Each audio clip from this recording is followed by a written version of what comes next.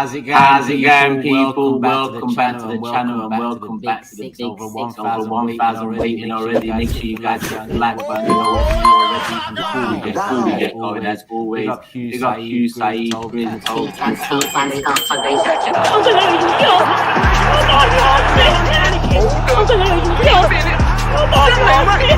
Hold up.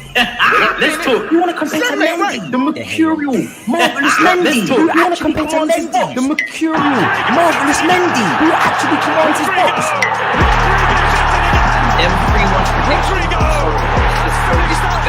Them 3-1 we are Chelsea. I'm sorry, it's just so disrespectful. Goddamn right. You can see we are Chelsea. And the blind man maybe can't. You can see what Tuchel's trying to do. And the blind man maybe can't. But telling me that Koulibaly is what Koulibaly. I'll take you, bitch. On this very show, telling me that Koulibaly is what. Speaking to speak. Well, I'll be done. Let's talk. Well, I'll be done. Let's talk. How's it going? Wow. What is that on your end, mate? Take that off, man. Well, you didn't get a familiar one, GRIZZ, now? Flipping hell, man. What the fuck is this? Oh my god! I just clocked that now. Is that your daughter's mask or something? What the hell is First this? the baby milk, and now this. What's going on, GRIZZ, man? Big up THUGGEry as well. There was some audio issues with that intro. I don't even know why that is. There was some sort of an echo, but it is what it is. It's been played now. Big up THUGGEry. Make sure you show him some love on his channel. Like I said, AFTV All or Nothing coming out soon. So subscribe to him. And as always, HUGH, SAEED, GRIZZ over there underneath that. Dare I say balaclava? I'm not too sure if that's the right word for it. But peace. Everyone in the building. Make sure you guys show some love. All channel links in the description below. And the sponsor, FM London, 10% off. It's due to be a big one today because it's 5.2k here. And it's only been under a minute already. So it's all mad. It's all mad. There's only one place to start. Albeit the intro was about Chelsea, but there's more recent news. SAEED, they're nodding. GRIZZ in a, like I said, balaclava, if you can call it that. SAEED, talk to me, man. Listen, talk to me, man. Don't go anywhere, GRIZZ. This is the same Liverpool side, yeah, that Jurgen Klopp was calling the game to be called off and say, you know, if it was called off, yeah, we wanted the 3 points and forfeit, mate. There's a reason why, man. They're running on eggshells, mate. Man like Jurgen Klopp, you know. Look at Van Disney. What is Van Disney doing? Can you tell me, GRIZZ? Man like Van Disney behind his hands. Is that the defending now? First he puts his arse out, and now he's got his hands behind his back. This is the world's greatest defender, apparently. And man like Sancho cooking him. Didn't even move, you know. In awe of Sancho. But like I said, man, Liverpool are toothless. This Trent Alexander-Arnold that they keep talking about, mate. All he does is spam crosses, man. He's a defender first. But yeah, he's getting bullied by Elanga. Elanga, you know. They call him the greatest right back in the world. And man like Elanga is cooking him. Listen, all I've got to say to you people, yeah, the ones that were chatting to me in my mentions and all that, man, this is the guy you need to chat to down here, mate. I'm telling you, go anywhere for this season. He's got his balaclava on. I think it's his little daughter's school kit. I think he's got on. You know what I mean? That he takes up to school every day. Listen, the amount of people that have been chatting about Lisandro Martinez, you know, the butcher, talking about his height and that, this and that, you know. The first aim of a defender is to defend. Warrior today. People talking about Sancho, can he finish this and that? You know what I mean? People taking a mick out of Ten Hag's tactic, talking about 10, you know, he's going to be sacked after 10 games. Where are you now, man? I'm telling you, it's a process, people. You have to believe in this process. You have to understand that it's going to take time. The manager has the balls to drop players. He has the balls to drop Ronaldo, Maguire, Shaw. We wanted it today, man. Nobody can tell me on air that we didn't deserve that 3 points. Nobody can come on here. Anyone in the comments can't chat to me. Or I'm on smoke today, bro. Honestly, anyone that comes in and says we're lucky, anything like that, mate, we're thoroughly deserving 3 points. We wanted more today. The application of the players were there today. You know what I mean? They wanted it more, and we gave it to Liverpool. They were toothless, man. Talking about James Milner and Henderson in midfield, taking the piss out of us. Are you mad? Are you mad? Nah, man. I'm sorry, man. Today, Ten Hag deserves credit. The team deserved credit. I thought Rashford was sensational today. Martial came off the bench. We were just outstanding, man. But this club here, listen, they're in trouble, man. Their squad depth's a joke. Man like Van Disney doesn't know what's going on. You know what I mean? I don't know what's going on with these lot. Mentality monsters, apparently they're called. But there's no mentality at all. There isn't. Listen, I'm enjoying this today. I'm enjoying this. You know how much heartache I've had here. Week after week, people are trying to banter me, man. I'm going to enjoy this today. Nobody's going to ruin my party today. Yeah, you close that camera. You close that camera. And don't come back on this. Don't come back, GRIZZ. Don't go anywhere. Speak about your guy Van Disney, man. Please, man. What's he doing defending with his arm behind his back, putting his ass out, man? What's he doing? Listen, man, I don't know what excuses Jurgen Klopp has said tonight. I don't know if it was the rain in Manchester tonight that put him off. You know what I mean? The protests outside. I don't know. Did they go on the wrong side of Mancunian way? What was the excuse tonight? You know what I mean? Listen, all I'm saying to you, yeah, Liverpool in the mud. Man United, 3 points. Starts today. The season starts today. Big up the team, and we thoroughly deserved it, man. And people that were talking smoke about certain players, about their height and all that, just calm down, man. Ten Hag's got a plan. He knows what he's doing, and the season starts for us today here. But I'm super happy. I'm super gassed, man. 100%. What a difference a day makes. It's mad. Listen, listen. We needed this today, man. We needed this today, and we thoroughly to a man out there faultless today, man. And that's what we want. All I wanted from this team, yeah, was to show a bit of hard work. Because at the end of the day, you can have one thing's talent, but enough is the application of that. And today, every single player put a shift out there. The players that weren't trying last time, they put it out there. And Liverpool didn't have any answers. They thought they could stroll in this Old Trafford pitch. Salah could nick one. Diaz could smoke Dalot. But it didn't happen. And Jurgen Klopp, listen, you can complain about injuries all he wants, mate. The team weren't at it. The team looks, you know what I mean? The defense looks all at sea. They look all at sea. And listen, all I'm saying to you, GRIZZ, man, let us know, man. What happened today? Let us know. In the mud, man. In the mud. Hella mud. Like, I ain't felt this low. Even in the Champions League final, I didn't feel this low. Even when we lost the title on the last day to Man City, I didn't feel this low.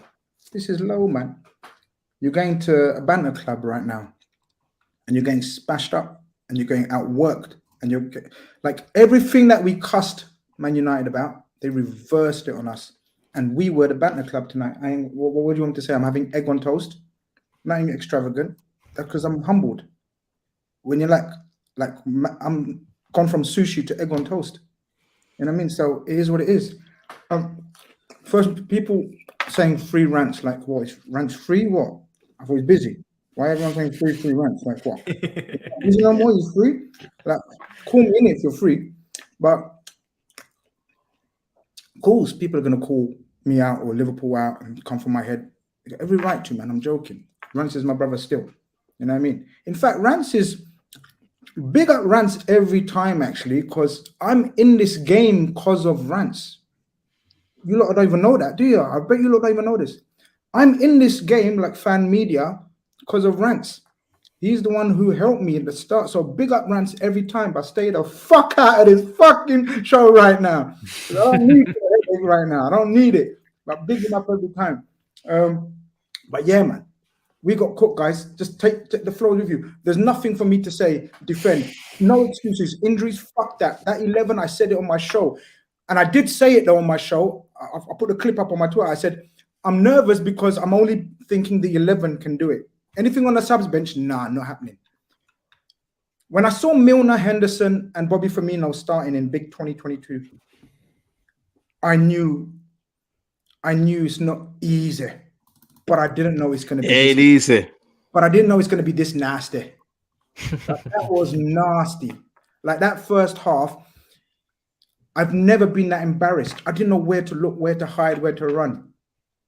I didn't know where to look. You lot outbeat us, out-psyched us. Your manager out-thought our manager. Your manager was on respect on his name. Yeah. Respect on his name, because what do we speak about? You want me to re-preview me and you? I said Elanga, Rashford, Martial. You don't need pace. Drop that bum, Ronaldo. Guys, you tore it up. We had no answer. Van Dijk was a pussy, yo. He played like an absolute pussy. Milner was, look, I'm not cussing Milner because Milner's a granddad. Milner's an old man. It's Klopp that's picked him. He's dropped Fabinho in this game. Fabinho's been dog shite. That's the problem, though. As soon as I saw that team, my WhatsApp groups and everything, the Liverpool side of the WhatsApp group popped off because we knew ain't gonna be easy. But saying that, we didn't expect that blitz from you guys. You lot dismantled us. Like Ten Hag done him, man. Tactically, Ten Hag done him. Done him, man. And you know that guy that everyone's been cussing, that Lisandro Martinez. Listen, that's what I'm saying. Respect on his name. Tell him, Grizz. Well, Tell him, man.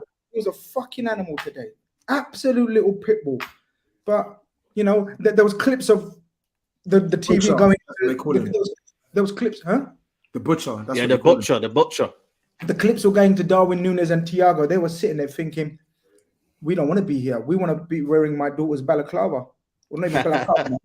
I don't know what it is. Yeah. Whatever, man, innit? Like, I mean, family, man, innit? So I have to wear something family, like, orientated, innit? Community, man. I can't be wearing balaclavas. Like, come on, Matisse has got me on that community, man, innit? I can't be wearing balaclava. But yeah, look, I don't want the floor, guys. I want you lot to just say your piece, man. Everything that you lot say, if I argue against it, then I'll speak. Otherwise, there's not a lot I can say. That I don't. You know what? Yeah, go on. For starters, I'm gonna call Grizz what he called me 2 weeks ago. What did you call me? You called me a waste man and a coward, right? That's what you called me. Remember when we were talking about Chelsea and he called me a waste man and a coward? Who's laughing now? Who's the coward? No, I'm not a coward. Why am I a coward? Who's the waste man now? Who's the waste man? A waste man. Coward. Brother, Yeah. I'm not a waste man. Now? My team's a waste man, innit? My team's today. Your world-class centre-back backed off so much from Jadon Sancho. Yeah. Everything that could have went wrong. And before you tell me about injuries. No, I didn't. This is the same Man United team that have been taken apart by Brentford. That Brighton came here and bopped. But yet you lot, for some reason, whenever you come to Man United, of course, last year was last year, 5-0, but last year is an exception to the rule and not the rule itself, because no matter what state Man United are in, for some reason, you guys get really rattled at this ground. But it's the worst. So who's the real coward now? Is it Toby or is it Liverpool? Klopp. Oh, it's Klopp. Yeah, Klopp. The same guy who was basically sending shots at FSG before the game, yeah. Tonight that probably didn't even help. I don't even know. You know, he didn't do it last night. It was from Friday's press conference, but I hear you. The sentiment's the same. People are gonna say what's going on though? Like Trent and individually though, Trent and Van Dijk, there's something going on. Trent this season is looking a shadow of himself. Again, Virgil van Dijk, you know what I mean? Bro, that's why they call him Van Disney. That's why they call him. Everyone barring Elliot is looking a shadow of themselves. Only Elliot is holding it up. That's embarrassing. Only Harvey Elliott, 17-year-old, 18-year-old, is holding it up. The rest are playing like wankers, man. Pure wankers. And right now, the table, we always say that the table don't lie, table don't take shape until about 6-7 games. Bruv, it's looking peak already. Ain't easy. Easy. From mentality monsters to relegation, isn't it? Grizz, I keep asking you now every week, and I'm expecting a different answer this time. Is it crisis mode? I know you asked me like last week, and I said, if we lose, what was your answer? I said, if we don't win, you need a win. If we lose, possibly. I didn't expect us to lose, man. Come on, my wildest dream. I thought they might just scrape a fluke, but I didn't expect them to smash us in that first half. They smashed us in that first half. I have to say, they our guns blazing, and we ducked and dived. We were hiding. Gomez, Van Dijk, Henderson, Milner, Salah, Diaz hiding, Bobby hiding. Diaz is in Dallow's pocket, man. Diaz is in Dallow's pocket. Well, I'm going to big up Malacia, and I knew he was going to play. Yeah. I think we said that Malacia is going to come. 100%. Yeah. Bro, these guys were like on a one-on-one mission. It was man marking all over the pitch. They didn't. But you know what though? We have to, as much as we're talking about Liverpool, we have to put respect on Man United, man. I know we can talk about Liverpool. Yeah, I just want to let everyone come in. No, I feel like we need to put this. If I start bigging up Man United, you mans are going to say, "Oh, shut up." So talk about your team. No, you've done your analysis, but I want the rest to kind of like, because I think that was a fault from the manager. We were dog shit, and we have been dog shit. Bar 45 minutes against Palace, we've been dog shit, and it's worrying. You're gonna ask me worrying? Yeah, it's worrying. Are we going to do anything about it in the transfer market? You're going to say, yeah, I think we will. But what? I don't think so.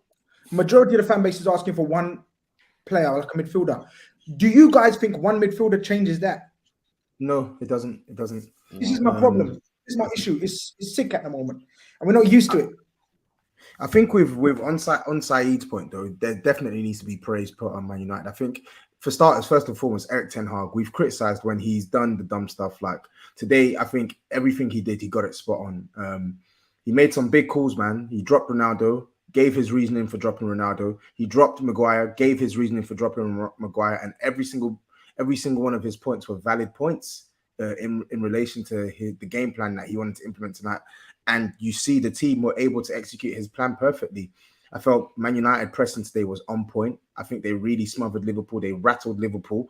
And then defensively as well, I've got to say, like, I think Dallow's crap. I don't think all of us, I'm not going to all of a sudden say that Man United are this sick defensive unit, but tonight they were rock solid.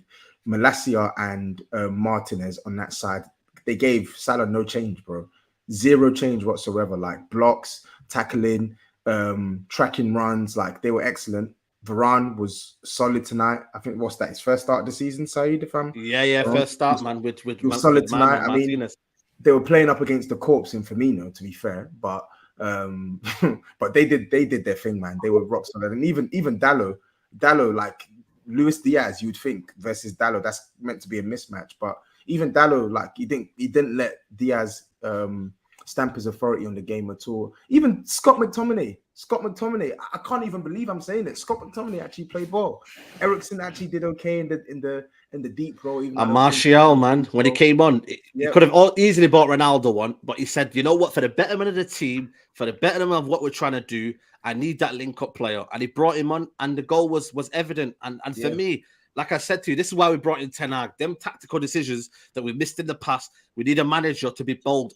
Listen, I'll back the manager decision, whatever he does, but he's going to be bold in what he does. He's not going to do what the fans want. The fans would have said, bring on Ronaldo. No, this is what the manager wants, and he knows more than us. So step aside, United fans. I think you just bring in Ronaldo just because of the name. No, you bring it in because of the tactical element of the game. And what we needed was a player who could just link up the play, and when we have possession, then Rashford could go in behind, and then the goal happened. So for me, man, Ten Hag, I'm going to be patient. You know what I mean? Like I said, it's not going to be a quick fix, but enjoy the win. But I just think for me, Klopp got outdone by Ten Hag today. You can talk about injuries all you want, but Ten Hag outdid Klopp today. And for me, you have to give him praise, man.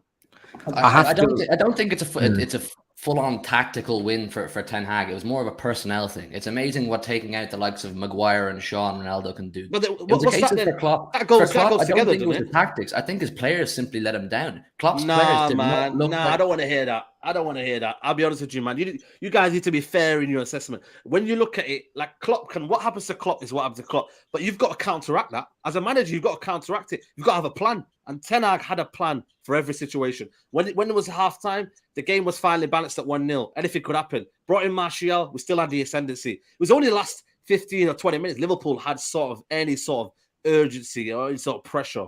So I think for me, I think you're being a bit harsh in your analysis, but like I said, it's all up to opinions. But I just think for me, Ten Hag was spot on in every single phase of the play he did.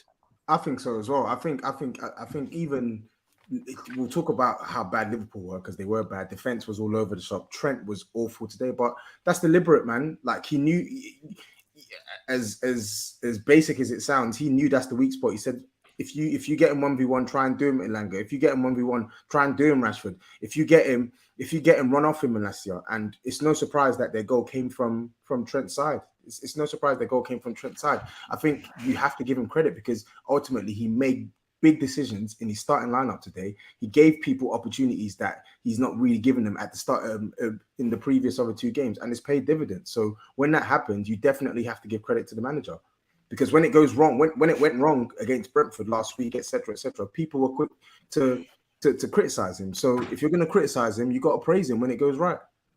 No, I'm not saying he didn't pull a blinder. I'm saying Ten Hag did very, very well. I'm just paying acknowledgement to the opposition he was up against tonight. Liverpool were absolutely brutal. Like they just looked like they didn't want it.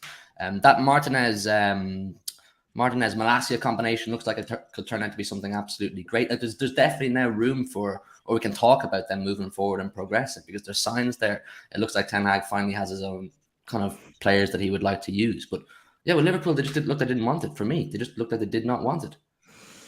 These super chats, man. Bloody hell. Defense. What won tonight? The defense. Not even the defense. It's not only the defense and the midfield. No, I'm saying but both. But bro, what happened though? Because you're saying it's not even the defense, but the defense was in 6s and 7s tonight.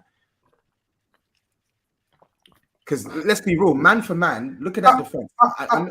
That's me right now. When am I speechless? I don't know what to say. Do you know what I mean? It's fucking mental. Can we start with Trent at least? Can we start with Trent? It's time we started realizing that this guy is not defensively sound. I tell you why we can't. Because that's boring. That's lazy. We could. I'm ready to start with Virgil. I'm ready to start with the big dog himself. Big dogs. Fair play, Chris. Fair play. Remember when you slow down? He's not being proactive. I've been saying it as well. He's not being active. Like he thinks he's mastered defending so much that he's forgotten the nasty side of it. You understand? You know, sometimes, yeah, like I was really good at pool one stage, yeah, and I thought like I can be anyone, and you start just taking the piss with certain shots. You know what he reminds me of? He reminds me of Rio Ferdinand at QPR in the 13-14 season. He's not playing. He's not willing to get dirty and nasty and angry, and that's that. I'm being honest as I can. That's what I see. Fabinho fucking playing like a shit show, absolute shit show. Milner, I'm not gonna blame because he shouldn't be on the pitch. He should be only coming in for 20 minutes and doing a job. So I'm not gonna say Milner's being so. Elliot is absolved. Everyone else getting it. Malacia 8, Mohamed Salah. Dalot 8, Diaz. And like you said, Bobby, I smiled because Bobby's my guy, but you called him a corpse. Bro. He shouldn't be 2022. What's the fucking year, man? Someone tell me the year, man. What are you smiling for, Say, man? I'm smiling because you guys are in the mud today. That's why I'm smiling, Grizz. It's not. I'm not used to this, man. I don't know what to say to you guys. Well, you have to get used to it, man. One Premier League in how many years, man? You have to get used to it. I forget the Premier League, but losses even, man. That's the first loss in 30 games for us domestically. So I don't. Yeah. Do you think Liverpool are the title race? If that's aimed at me, I'll go for it. Right now, yes, 100% yes. Well, you're out of the title race in August. No, we're not winning it. Oh, sorry. Sorry. Yeah. Sorry. Yeah. We ain't winning the title. Clip that. Do what you want, and if we win, I don't even know what's the forfeit. Like Turkish, what are you gonna hit me with, man? I don't even know. I'll do whatever you say. Like if we win the league, you haven't said anything, but yeah. I'll give you all my personal accounts, man. You got all the passwords to all my soldiers. Yeah. Do your shit. Walk on for the because even your bench as well. Like bench. When you're 2-0 down, I looked at they showed the bench. I looked at the bench. I said, "Yes, safe. This game." No one. Because I was like, and then they said that you got like 8 or 9 players. We said, like, what on earth is like with Liverpool now? How many seasons? What can we do now? Right now, what can we do? Look, the injury situation sold us a dream last season. Yeah. So what happened was we had one of those situations where fucking hell. How's Ox remaining fit all season? How's Naby remaining most of the season fit? Thiago had his usual 50% out, so we knew what we're getting with Thiago, which is fuckery as well. Matip stayed fit all season. Konate stayed fit all season. Everyone stayed fit. We thought we can go again. And yes, we fell for it. And the people that plan these kind of things, the medical team, obviously you guys won't know, but we sacked our club medical doctor. It gets played under the thing, but obviously I keep an close eye because my club. Jurgen Klopp, people don't even know, we sacked the medical doctor, the club doctor this month. We don't do shit like that. You know, we hear about things like that with Liverpool. Everything's all calm, everything's all organized, best run club and that. But there's obviously something that Jurgen Klopp's not happy with. You sacked him. It is what it is. What's happened? You ran out of suppliers, or what's happened? Yeah, see what I'm saying? Suppliers of what? Suppliers of what? Sorry? Hey? No, I'm sorry, I didn't hear you. I mean, if I may speak, because they're saying that I've gone quiet. I'm just being very methodical with how I approach this. No, same to me. Because I believe it would be a terrible time for me to open up my mouth too much. And I think Turkish, because I know Turkish, when United lose, he would have a lot to say. So Turkish got to say something too. We both got to stand up here and say something. But I'm not gonna troll because I'm not in the position to do that. I'm gonna get cooked in a minute. But yeah, you are. First of all, massive credit to Manchester United because I didn't give them a prayer for this game, right? I didn't give them a prayer for this game, but they played out of their skin. And the only thing I will say is that I see similarities in the way that we turned up to Tottenham and the way you turned up to Liverpool. Big game, point to prove, not having to dominate possession and having to play a different game and soaking up that pressure. And now when you go to play those teams now where they were saying in their analysis after the game, they're looking for the consistency from Manchester United. Because we have to remember, Man United only have 3 points. Brilliant game, incredible performance, everybody to a T, brilliant. Martinez, people were very quick to jump on him, but his performances haven't been poor this season. I was so not happy, but you know, when you take out Maguire, you take out Shaw, you take away the players that are actually renowned and consistent with poor performances and actually put him around people that maybe have a bit more confidence. Suddenly now you see actual, you know, calmness around the camp. Casemiro starts to come into this. Sancho's goal was incredible, but it's now consistency for United. It's when you are expected to dominate, now you've got to put together the performance, you've got to unlock the defense, you've got to make sure that you're not sleeping at the back. But for Liverpool, I know start of the season, you know, GRIZZ says, you know, for me, could be a long season. I want to know for you, are you joining me at the table for a long season? Because you've got injuries, but me and you can't complain about injuries. We can't complain about injuries. We can't get the violins out because we know who are injury prone in our squad. We know who's not available consistently. The same players that are out injured now are the same players that were out injured a couple years ago when you lost the title. So is it not on the board? Is it not on Klopp to put pressure on the board and to say, listen, these players are too injury prone. I need consistent performers. I need midfielders that can stay fit, etc., etc. Where are they? I agree with everything you said. Right now, me and you are dining at the same table, but the only thing is we're not eating at a nice restaurant. We're eating, I don't know, Cocoa Pops in our own one-bedroom. Cocoa Pops. Yeah, me and you are eating Cocoa Pops right now, brother. That's the table that we're sitting at, yeah? But it is what it is, and I agree with you. So one of the main criticisms of Klopp, including I've questioned it in the past as well. So people that know have subscribed to my channel, a nice little cheap plug there. You know what I mean? Before obviously Turkish bigs it up anyway, but a nice little plug there. People will know what I say about Jurgen Klopp is the one criticism and the one question, the main question for Jurgen Klopp is he's never built a second team. So he's done brilliant at Mainz, and then he done brilliant at Dortmund. But when he came to the rebuild, things didn't go to plan.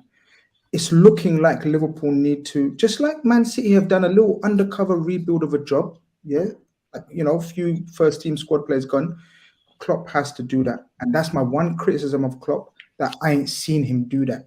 So the pressure's on him. I told you guys the same thing at the start of the season. If he doesn't deliver one of the big boys, he's under huge pressure. And I told you these guys. I told you this because I'm not backtracking now. You can't say I'm backtracking. I said it. And Matisse, everything that you've said about in terms of demanding and he needs to go to the owners or whatever, I agree. There has to be uncomfortable conversations. I Yeah, think it's the end of the era, possibly. Salah as well. I mean, I know you've obviously given him the big contract.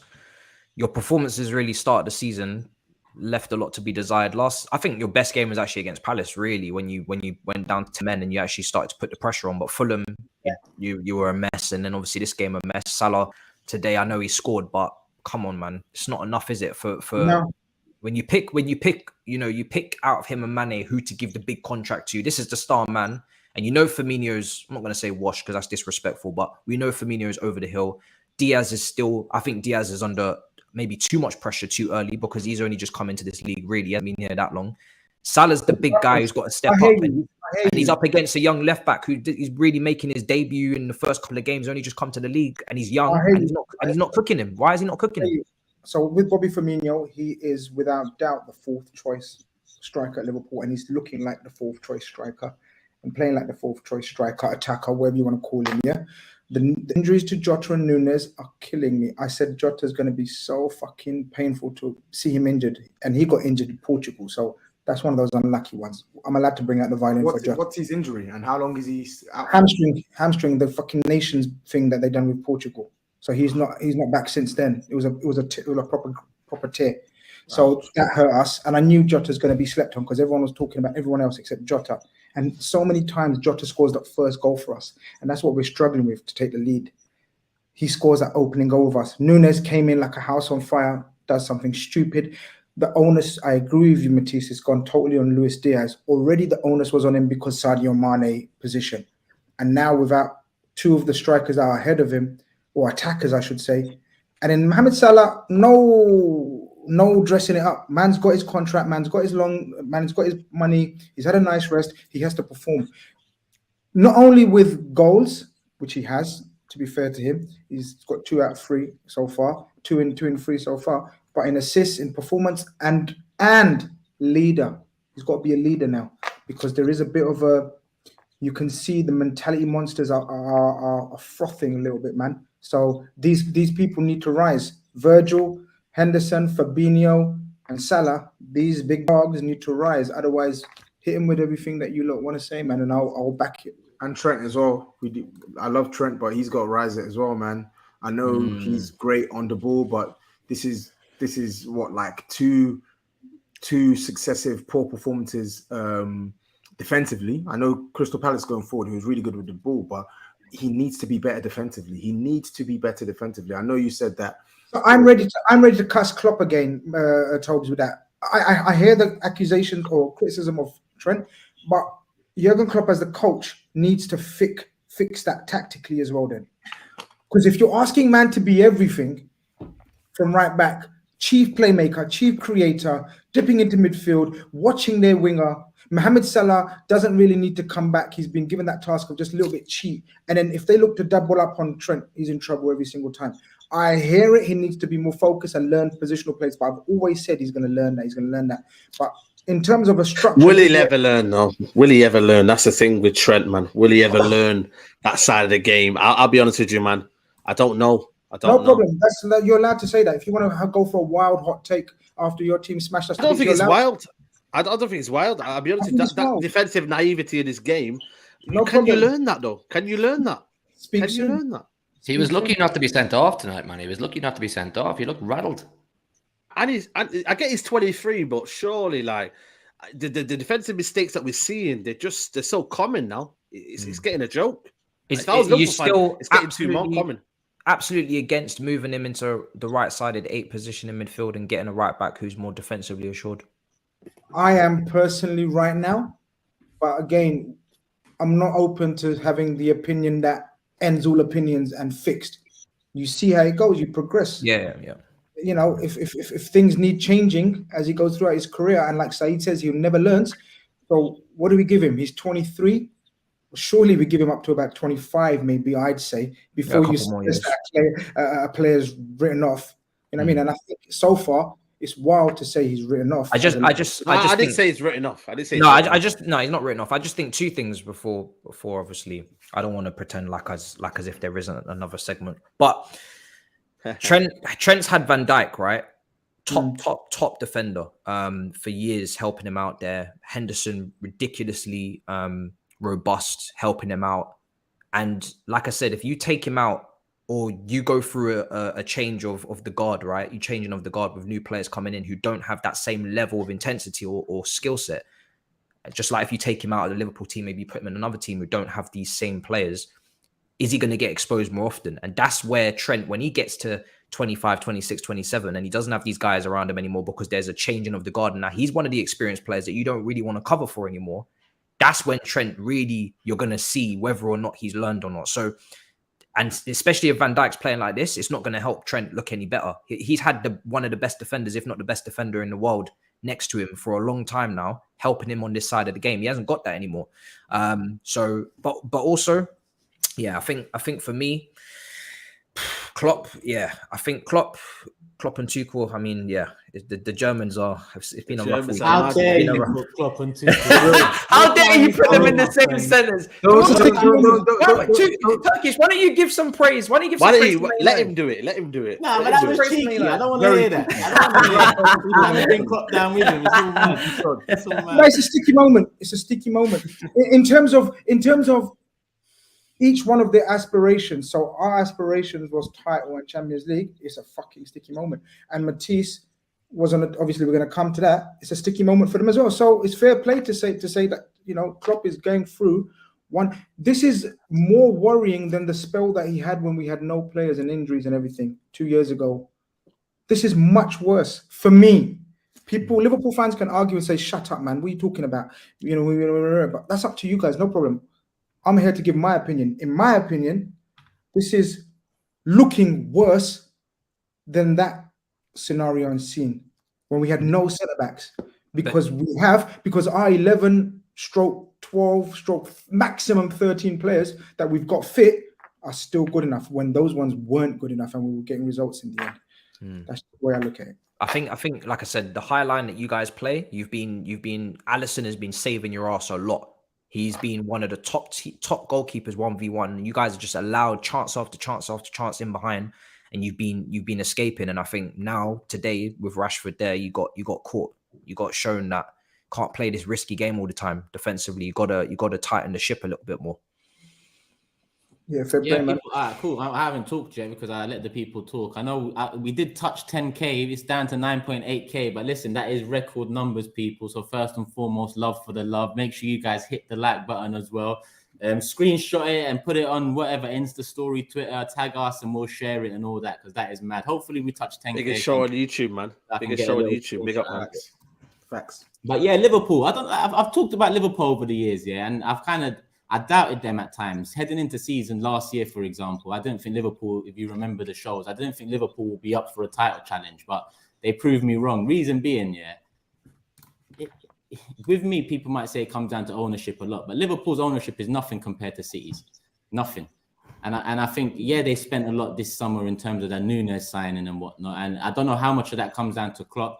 Maybe GRIZZ can tell me if that is Klopp signing or if it was someone above him that wanted him. But in all honesty, this was destined to happen. Liverpool have never really changed their philosophy off the pitch in terms of, when you won the league title, when you won the Champions League, you didn't really start moving like big boys. I hear you. I'm saying you got Thiago, and Thiago was a massive signing, but 25 mil a year left of his contract. It wasn't like you're going to the best clubs and taking their players and making yourselves a unit like Man City tend to do, or Real, or even Chelsea. I hear you, man. Our owners don't operate like that. It's simple as that. And you have to take the rough with the smooth. And we've taken the smooth, and now we're taking the rough side of things. You know what I mean? Everyone can praise, and me, I'm the biggest praiser of the structure and the owners when they do it, because it's trust me, it's beautiful when it comes off when you do it the way we've done it. But it almost hurts as well now. And I feel, what I mean? It's like we have to. Don't cry. Don't cry, man. No, it hurts a little, brother. I'm not gonna cry right That's now. all right, man. Like, You'll be all right. Inshallah will be, man. But it's tough. It's tough right now, bro. Thank you. I needed this, man. You know what I mean? People saying, "Oh, is GRIZZ ducking? Is this?" You guys know, man. You know what I mean? I'm not ducking. I had to do a quick show on my channel before I came here. I got it from my channel. The Liverpool people saying, "Oh, Mr. FSG, blah blah blah." So I got it from that. I got about 20 content creators, the biggest ones you can name, calling me out and saying, "Coming for your head." Like, lucky I got a big head, innit? Because boy, share it out. And like, so I'm not gonna duck and dive. It is what it is. It's a nasty place to be in right now. I wouldn't wish it on any of you guys. I know you guys. We need to get you a shirt, man. I know you guys have been. That shirt you got there. What's it saying? I know you guys have been through a lot more. So now I know what it's like. It's not a nice place, man. You know what I mean? Not a nice place. But let me go on mute in it for a little while, man. Like, what the fuck, man? It's sad to see GRIZZ like this, man. It's quite sad to see. He's a real family man. Lie. I used to think like that. I don't think so. I think you're new, Hugh. I understand what you're saying. I feel bad for him, man. But family man of the community. GRIZZ can be very cheeky at times. Very cheeky. No. And if this era ends with just one Premier League title, listen, there's conversations to be had. But let the era end first, and then we'll let's hope Big Six is still about and we can get talking about it. But I've got a hell of a lot of super chats. I don't think I'm gonna man. Let's start. Let me start. All right. Let me try and get through as many as possible. I'm gonna save the ones about other clubs for that chat, people. Oh shit, 10.1k. Wow. 10.1k in the building, people. Love for the love. It is mad. Record numbers. Second time this season already. Nobody doesn't like the Big Six. Nobody on the YouTube scene does it like Big Six. Mentality monsters. That's what we call ourselves. Yeah. The new mentality monsters right there. Yeah. Come on. Last week, I think last Monday, we hit 9.6 or 9.4k. and that show hit 100K. So we've already hit 10K live viewers this season, 100K show. It is mad, and it's only what, the 6th episode of the season. Like I said, love for the love. Hit the like button, share it out there. We'll make sure we reshare it after the show. Subscribe to HUGH, get him to 5K, newest member of the team. Get his channel up there, people. SAEED, GRIZZ, TOBS, MATISSE, Thuggery, the official channel, the official website, this channel. Subscribe to them all. Put the notification bell on. These man said what it is already. Love for the love, and make sure you, man, keep supporting. Well, not just man, women as well out there that love the show. So big up everyone that loves the show, people. Let's get into some super chats. That one's on Chelsea. We're going to save that. Arsenal, another one, we'll save that. Bingsley says, I work at Australian Institute of Music and would like to offer GRIZZ Teta a fully paid scholarship. His musical stylings on the violin are incredible. Adrian says, Liverpool and Chelsea have similar problems, not addressing midfield, especially Chelsea. It's pure negligence. Needs people talk about the lack of DMs at Chelsea. Tuchel will get sacked without addressing it. It's his fault. Sorry, people. Obviously, that moved more into Chelsea, and we are going to get into that, like I said. Blue Moon, Liverpool got smoked by the Banter Club. Family man getting cooked. 3 games in and 16th position. Liverpool and Chelsea in the mud swimming. Chicago Hotspur says, great to have SAEED back, finally. 8 out of 10 performance from United, but a 4 out of 10 from Liverpool. Klopp getting summoned this season. Thuggery saving this SAEED arrogance for next week. He's going to be crying soon. In arrogance? I don't think it's arrogance. I'm just happy, man. Yeah, be happy, man. Be happy. Well-deserved, SAEED. GRIZZ, it's time to admit we have a midfield crisis and that we can't compete for the league. Top Reds are delusional and arrogant. Ten Hag had the balls to drop Maguire and Martinez ruled the defense. Great win and uncomfortable discussions regarding Klopp's team. Big up to the panel, says Julinho. Sam says the warning signs were there. No Mane, key players not informed. Klopp called out Gabby from TalkSport to ensure pundits go easy on them if they lose. LVP thrown Klopp under the bus. Man needs to be backed. GRIZZ, do you think Liverpool misses Mane? Tonight there was 0 effort up front.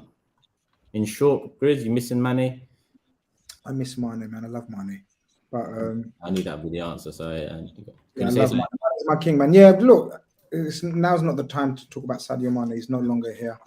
If Diaz and Nunes don't contribute and make the contribution that Mane made, then yeah, I'm gonna miss him more. But right now, I miss him just because he's my king and warrior. That's it, really. Steven says, mentality monsters with rebound goals like Rodman in The Last Dance. You're welcome for the super chat. Yeah, he knows what's coming. Blaze says, it's not a coincidence that Maguire and CR7 get dropped and pre-season United are back. Yep. As had a Chelsea are they don't need Ronaldo. It's a step backwards. Jack says that Rashford decision was a disgrace. This Ronaldo thing from man of us obsessed with this Ronaldo thing. that Rashford decision was a disgrace, which ended up winning the game. Is this WWE? This corruption is ruining my enjoyment of the game. Insulting intelligence with them lines. Fuck out of here. I think Madrid took all the inhalers from Liverpool in Paris. Toby needs to re-season the thing because the cooking was dead. Van Dijk needs to call Saliba and chat about how to defend. Tuchel's recent Sky Sports interview, says Sadiq, I struggle to have a fully clear picture about our identity, our level of performance, what can we reach? Tuchel almost 2 years managing, still lost. I'm struggling to, differentiate the topics from each other, but it is what it is. Terrible start. 2 points from 9, says Amir. Need new midfielders, but with all that said, 35 games left to play. 1 point behind United, 2 behind Chelsea. That's another one on Chelsea. Wow, United beat a toothless Liverpool team by using Mourinho tactics.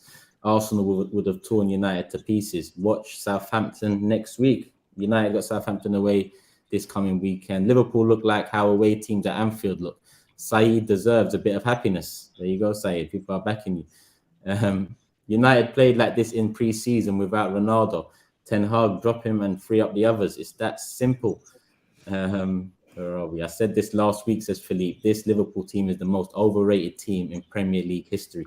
What an era. Lasted 2 years. Klopp said he didn't need midfielders, though. And TBG says every team has its cycle. Liverpool's is done. Arsenal's time now to come in with the La Messiah football. Hashtag moving in silence. Not very silent, my guy, but I get it, man. I get it. It is what it is. Guys, Klopp has lost his mind. He talks way too much in his press conferences. This will be his last season. Milner stuck it on Van Dijk all game. Oh, yeah, I did see a lot of Milner getting onto Van Dijk. Big up HKN Music as well in the building as always. Big donation, big up. Big up SAEED. United put Liverpool in a spliff tonight. Klopp and Liverpool deserve this after how they treated Mane. Can't wait until Mane knocks them out of the Champions League. Traded your best forward for Tarzan. What a joke. Ten Hag gonna get these boys balling. Give him time. There's some hope there. But big up HK Music as always. Sell Rashford. We got one here. Jamie saying, Klopp saying in his post-match that Naby got injured due to him falling. Like, what the fuck, man? Is man made out of quavers? Andrew Tate says Lallana would have had made a big difference tonight. Liverpool lacked that creativity in midfield. He's trolling, man, trolling. Where are we? Checking the first goal, Hendo chased the ball and left his position. He can't play 6. He's not got the discipline. The second goal, the touch was mad as well. They got real ball talk as always in the building. Wow, 10,000 live viewers. Remember when you man first started? A reward for consistency, vibes, and just being blessed, guys. Much to come, my guy. As always, love, man. As always, love, my bro. We appreciate it. As all, you've been here from the beginning, my guy. Yeah, but big up you guys. Show some love to Real Ball Talk as well, people. Click the name, and I think the channel will come up. But yeah, show some love to Real Ball Talk. Where are we? I think that's the majority of the United ones I had saved. I see some coming in thick and fast, people. We're 47 minutes in. There's 10.2k waiting. Sometimes the comment section say to focus on the show instead of the super chat. So I'm going to go back into the show now. If I've missed any, apologies. No offense, love for the love as always. But Matisse needs his time. Because last week he was asking for credit after a 2-2 draw with Tottenham. And I'm wondering if he's going to be asking for that same credit. Wow. How Chelsea are falling. I thought he was hosting. I thought he was hosting. Look at Toby, man. Look at Toby. Toby stretching. Saeed's taking out the AirPods. It's going mad here. It's going mad. Matisse. Talk to me. I'm starting. Okay. All right. Well, ladies and gentlemen of the jury, I stand before you guilty. Guilty. Listen, at the end of the day, where do I start, man? Where do I start? Where do I start? I'm guilty. And please do make my sentence. Please do consider it a low sentence for me, man, because it's tough. No. Hi. Listen, I'll even snitch up some of my gremlin friends if you bring that sentence down. Now listen though, seriously. I don't know what to say, man. Where do I even start? I could start with Mendy and go through to Koulibaly. I mean, last show I'm digging out De Gea for his cross collection. Fair enough. But his ball playing, wow, I digged him out. Fair play. Hold my hands up. Mendy, I forgot about this brother. This brother, for the whole calendar year, can I just finish? Because let me just do it. Because I know you want to cook, but just hold on. Do you know what I mean? Mendy from a ball playing aspect, man, is he's been taking liberties for God knows how many months now. Real Madrid, West Ham, giving away a penalty, this game as well. And it's not even like we was even playing well up until that point. I have to just say it as it is. Tuchel's quotes after the game, I'm not agreeing. I'm really not agreeing, because to say that we were good up until the goal, or that we were playing well, or that it's just individual mistakes, at the end of the day, tactically, we got dominated. Absolutely dominated. We couldn't deal with their press. We couldn't play out from the back. He never made the switch to see that we were getting dominated with their press, with Rocco, with Adams, with Harrison, with Aronson, and you see that you're getting dominated, that you're getting pressed, that you keep having turnovers, and you never bring an extra midfielder in to say like drop Mount in and go 3-5-2, or maybe switch, bring Loftus-Cheek inside, and go to a 4. Just try anything, because at this point at halftime we're 2-0 down. We've been dominated for the whole half. Koulibaly, both yellows, poor, just schoolboy errors, like a young defender, like who's just started defending yesterday, pulling shirts and whatnot. Doesn't make any sense. It's immature and it's foolish. And then going forward, we had 14 shots, but like, I don't know, 3 on target or whatever it was, 3 or 4 on target. Just so poor going forward, man. And for me, I know people look at Sterling, they'll go to statistics, but then I saw some post of Gallagher's statistics that actually look good and he won his deals and whatnot. I thought Sterling and Cucurella were the only two bright spots in the first part of the game. They actually fashioned out some chances. He had his offside goal, but Mount, Havertz, Gallagher, Jorginho, all of them poor. Loftus-Cheek, we couldn't see much, you know, in terms of the weakness. We knew their left back was a standing left back. We didn't get enough down that side.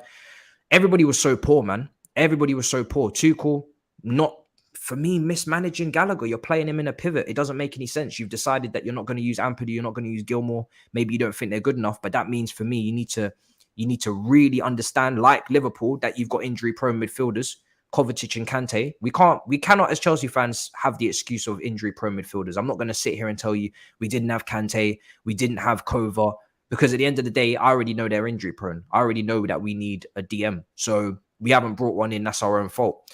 And I think when it comes to Havertz, because I know people are saying, oh, listen, what the hell is going on? I said I want to judge him after 5 games, 3 games in. He's only had 1 decent performance, but no goals. So it's not good enough. And Mount, nobody wants to talk about him as much, but in a front three, he's very inconsistent. And his performances last year were inconsistent as well. And because he's the player of the year, and you know, he's obviously grafting off the ball and whatnot. But for me, he's not an attacking. He's not a front three player. He's best as an 8, and that's another thing that Tuchel, you have to look at him and say, why are you playing this guy out of position as well? You know.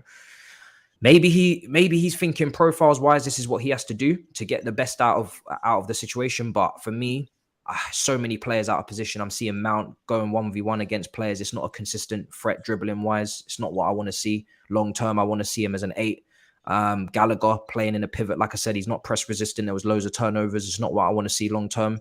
So I'm hoping and I'm praying that he's not going to keep doing. I'm not going to keep seeing these players in these positions for much longer, because it's a tough watch, man. It's a tough watch sometimes. It's very inconsistent. And it's all good turning up against Tottenham, like I said last week.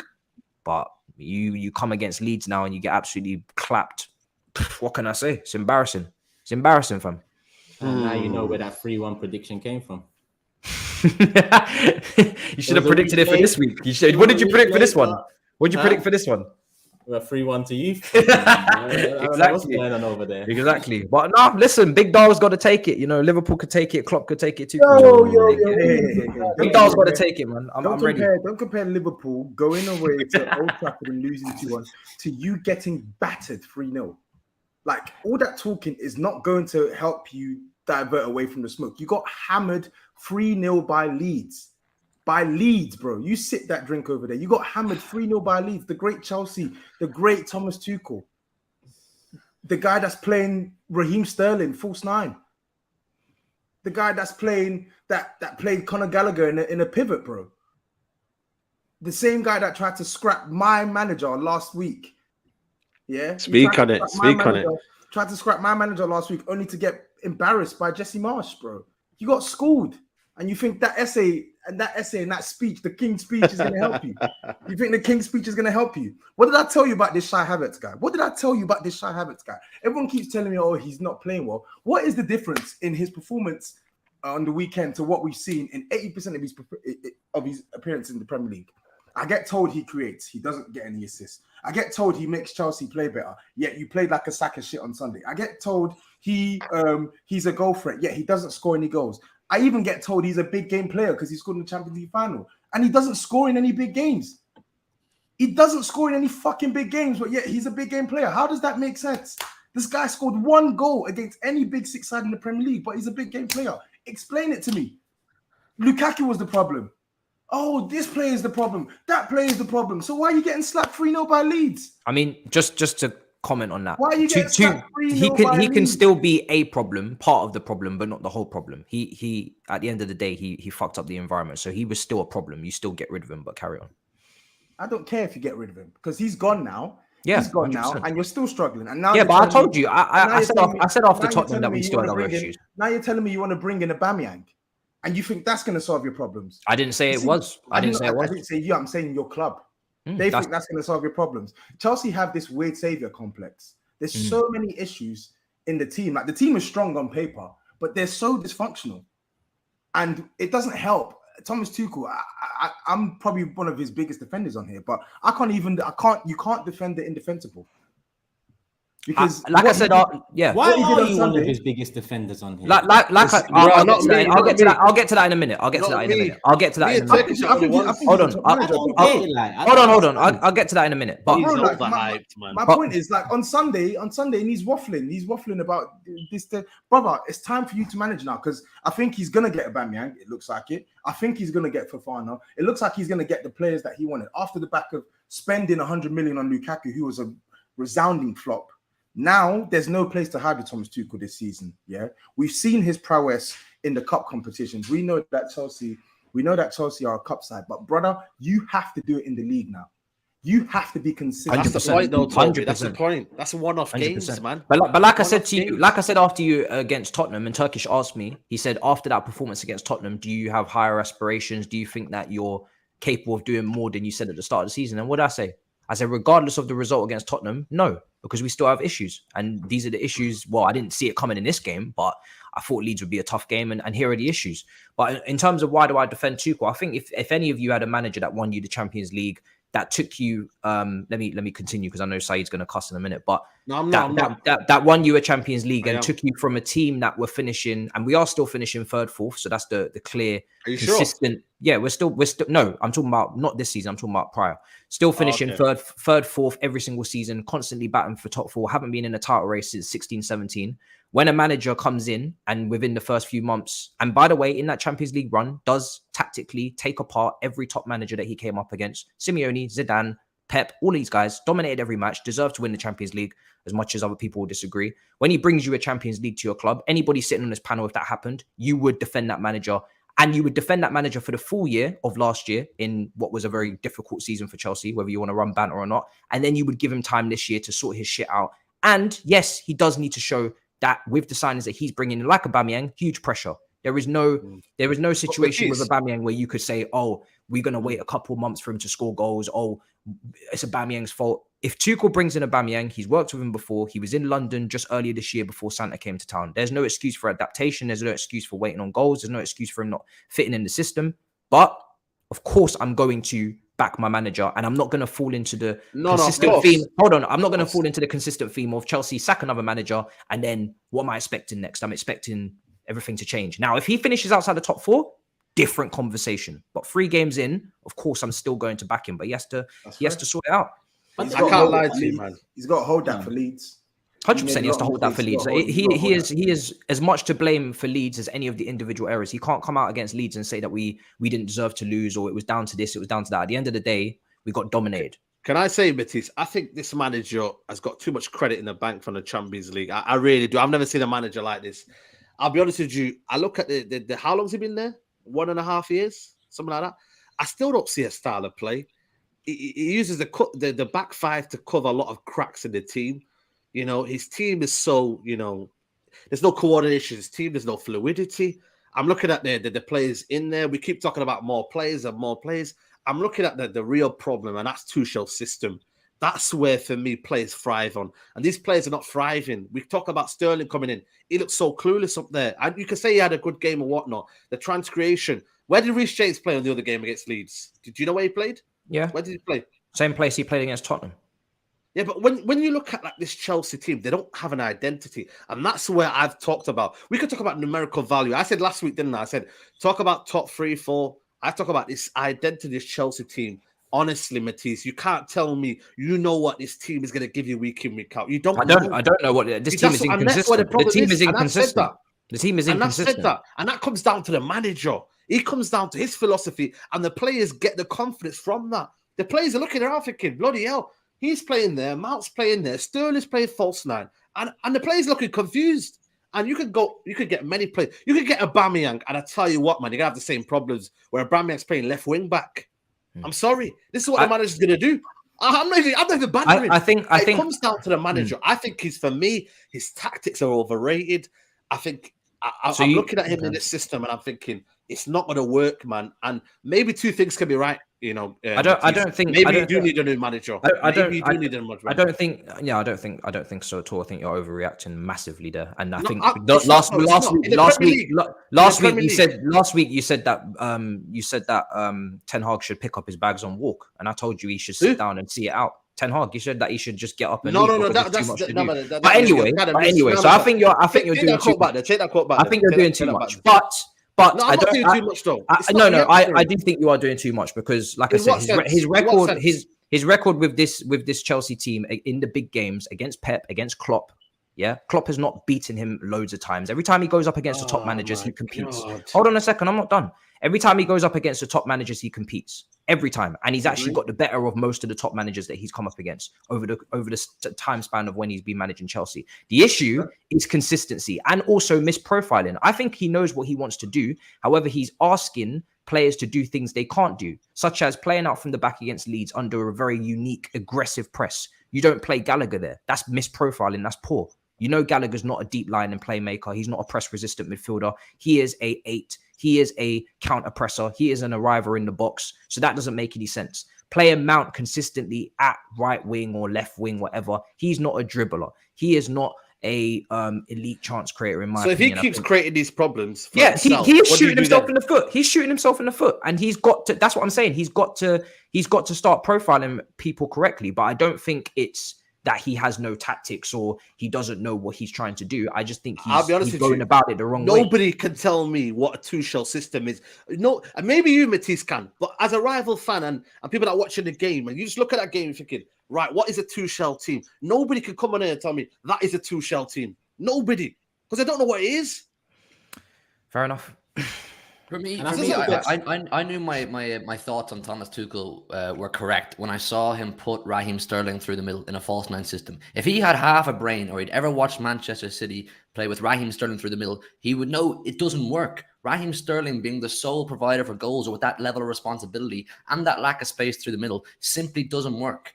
If he had watched us at all before, he would know this. I couldn't understand that at all. He's not an elite manager. You need to start taking the cotton wool off this guy. Yeah, and I think last season, look, the way I look at it is, I always revert to last season, and then Chelsea fans, Matisse as well, will always lean on the whole boardroom issue. But Lukaku was already on the road to being a flop before he had that interview, so I don't really want to hear about that. And in all honesty, the boardroom, whatever you call it, that only really had an effect on last season, if anything, because this ownership has come in and this ownership has backed Tuchel again. He got back last summer because he bought in Lukaku for 100 million. That's a manager that's backed. I think the only other signing you made in terms of first team squad, maybe Sal Niguez on loan, but that one, cool, I'll leave that one out. Last season happened, but if you go back to Lampard, and when Lampard came in, the expectations of, it was to build with Lampard. The first season he got you top 4. The next summer he got backed. I think that was the summer you guys bought Werner, you bought Havertz, and from that you fought. And I remember it wasn't a title challenge then. It was, let's get top 4 again. Let's build a style of play. Let's build on, Lampard's first season at Chelsea because he done well. Halfway, it's not going too good. Tuchel comes in. Short term, he makes it work in the Champions League. He gets top 4. He gives you guys a massive trophy. He's got credit in the bank. Then last summer happens. He brought Lukaku in. I know Lukaku had his interview, but he was on the road to being a flop already. It was already a poor signing. People could see that. Well, but you can hold on. Just to respond to that, you could say Grealish, you could say Sancho, you could say all these big money signings were on their way to being a flop, but they still need time to adapt to the system and to sort that out. And that's not gonna. I want it to be a lot quicker than up until Christmas. I want it to be within the first 2-3 weeks. But before Lukaku shouldn't be doing an interview, and then suddenly now we can't actually continue that progression as a club to try and actually integrate him in. So I feel like that's a bit harsh. But yeah. I don't think it is that harsh, to be honest, though. And the reason why is because Lukaku's not a kid. He's not some young academy player. Lukaku. Neither is Grealish. Grealish is not a kid. Yeah, you're right. Don't compare Lukaku to Grealish. You're right, and you know my thoughts. I will. You know my thoughts on Jack Grealish. You know I made my thoughts very clear. I will do that. Grealish. So I keep it real with Grealish, Sancho, all of them. But the point I'm making is, Thomas Tuchel signed off on Lukaku. He knew what type of player Lukaku was. It's not like Lukaku came to Chelsea and became a completely different player. Okay, the level dropped drastically, but he knew what type of player he was getting. He's seen what Lukaku's done in this league. So if you know that you've got a setup that does not cater to this guy, why sign him? So that goes back to your point of misprofiling again. Yep. So as much as I give him credit, that one is on him. That is a monumental L. And then when we've seen some of the players that you've been linked with this summer, of course, we've got the good names that you've been linked with. But then I'm seeing Chelsea make 40, 50 million pound bids for Anthony Gordon.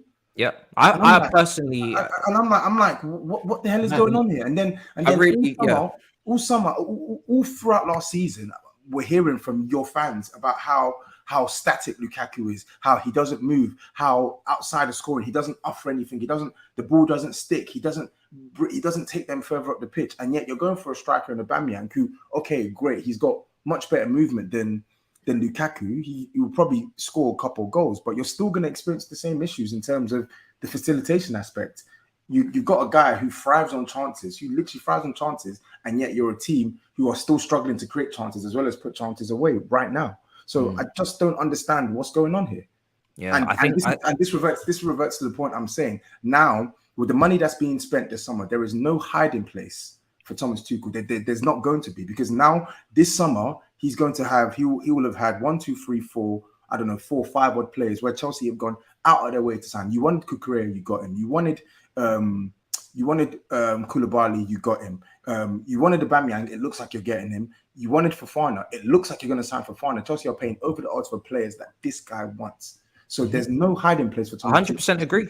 This transfer window is his responsibility, and I personally don't agree with everything that he's trying to do in terms of needing 3 centre backs at one point or wanting 3 centre backs, but not chasing the DM as heavily. And I think he needs a DOF. I think I'd rather have a DOF in charge of it. But at the end of the day, we don't have one, and he's going to have to live and die by his own decisions in the transfer window. He's already said that he'd rather not be doing the job. He feels like he's doing more than he wishes. He just wants to coach, but that's just the situation. You have to deal with it. So simple as that. We have got a fair few super chats come in. We have passed one more. people. This gone. Please don't come for De Gea when you got Mendy. Please, Matisse. Can we agree on that one? Is that all right? No, I can't agree on that. Stop being you're shameless, man. You're shameless as well. Don't people talk to me about being shameless. You're shameless as well. So I'll be shameless with you. We both gonna be shameless together. We both gonna be shameless. No, look, Koulibaly as well. You got Pam him. You got Pam him. Look, yeah. I already spoke about him. I'm not gonna lie. Most of my the dialogue has obviously been diluted, like my juice. Yeah, so I can't really talk to Matisse this week. So he's got life. But of course you can, because no, man, I feel like a dick if I do that, man. I'm not about that, man. Like, you know what I mean? I don't want to talk football and shit. You know what I mean? I'm like, but I do want to bring up a couple of things, just a couple of things, yeah, and then Toby can jump on his neck for the rest of the time. No, I'm done. Oh, you done? Yeah. All right. But that goalkeeper, yeah, Mandy, right? You're rude. You are rude. That is rude. You know what you done there? I mean, you've spoken about him before, like, so. Look, I think he came with a hefty price tag and was supposed to take over another dodgy keeper, right? And I get he's a much better keeper than him, but he makes a lot of these mistakes. Matisse, I think. I don't know what you guys think, but he does a lot of these, and very much like how you criticize De Gea.